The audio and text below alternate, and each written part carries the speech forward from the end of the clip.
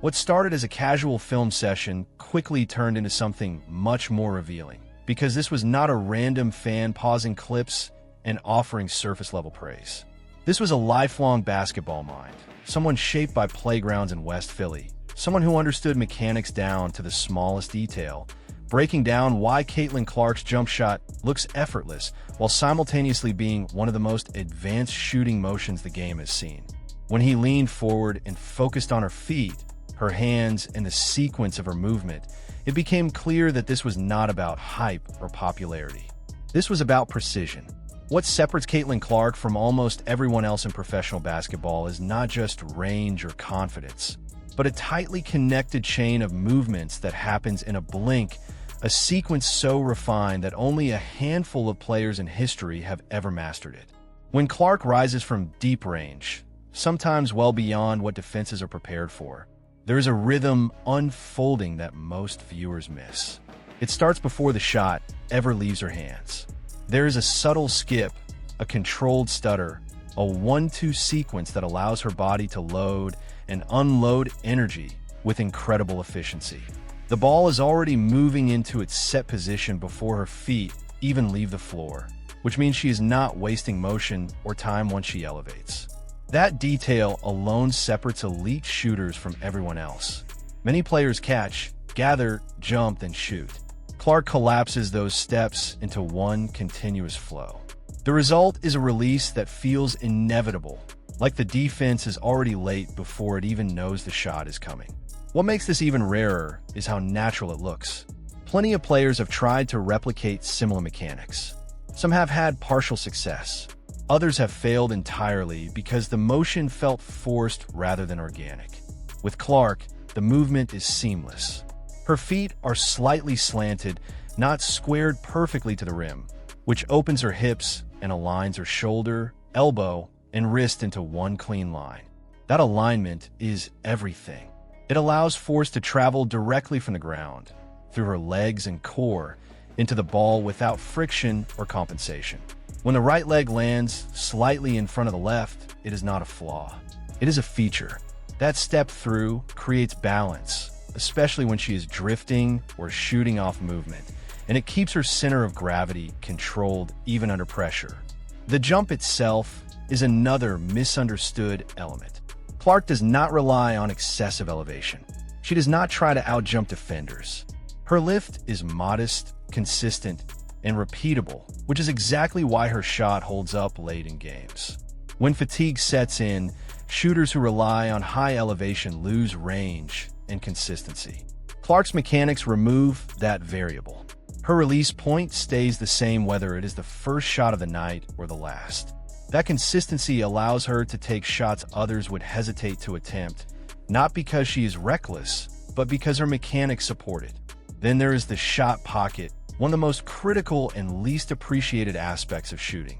Clark brings the ball into a low, efficient pocket on the right side of her body.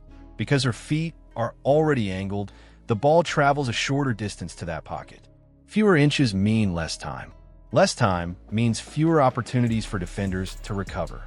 In real basketball terms, that fraction of a second is the difference between a clean look and a contested one. It is why she can punish defenders who believe they are in position, only to realize too late that the ball is already gone. Her elbow alignment completes the picture. It stays tucked just enough to maintain a straight line to the rim without tension. There is no wasted motion, no flaring that needs correction mid-shot. The guide hand does its job and then disappears at exactly the right moment, leaving the shooting hand to finish the motion cleanly. That finish, the gooseneck follow-through, creates consistent backspin, the kind that softens the ball's interaction with the rim. Shots with that rotation forgive slight imperfections. They drop when others bounce out. That is not luck. That is engineering. What truly elevates Clark beyond most shooters, however, is her adaptability. She does not have one release. She has several. She can raise it higher when she has space, flatten it slightly when she needs speed, and adjust on the fly without losing balance or touch. Defenders cannot time her because there is no single rhythm to memorize. By the time they react, she has already chosen the release that beats them. This is why defenses are forced to extend far beyond the three-point line, why entire schemes warp around her presence. Her mechanics do not just create points. They create fear, hesitation, and spacing that changes how the entire game is played. This is where comparisons begin to make sense. Not because Clark plays like anyone else, but because the underlying principles of her mechanics align with the greatest shooters the game has seen. The slanted feet, the early ball lift, the controlled jump, the clean release. These are the same fundamentals that show up again and again in the careers of legendary scorers. What makes Clark extraordinary is that she is executing them at a young age, under constant pressure, with defenses designed specifically to stop her. The debate about whether these mechanics can be taught misses the point. Pieces of them can be instructed. Footwork drills, alignment cues, shot pocket awareness. But the timing, the instinct, the feel for when to use each variation, that comes only from years of repetition and experimentation. Clark's shot is not an accident. It is the result of countless hours spent refining movement until it became automatic. Now, in real games, under real pressure, those mechanics reveal themselves not as effort, but as flow.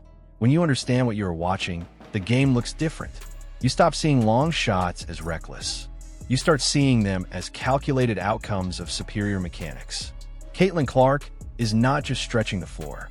She is redefining what efficient shooting looks like, especially in a league still adjusting to the gravity she creates. The details matter. The foot placement, the rhythm, the release. These are the quiet advantages that separate good shooters from great ones, and great ones from the truly rare. If this breakdown changed how you see her game, or if it helped you notice details you had never paid attention to before, share your thoughts below.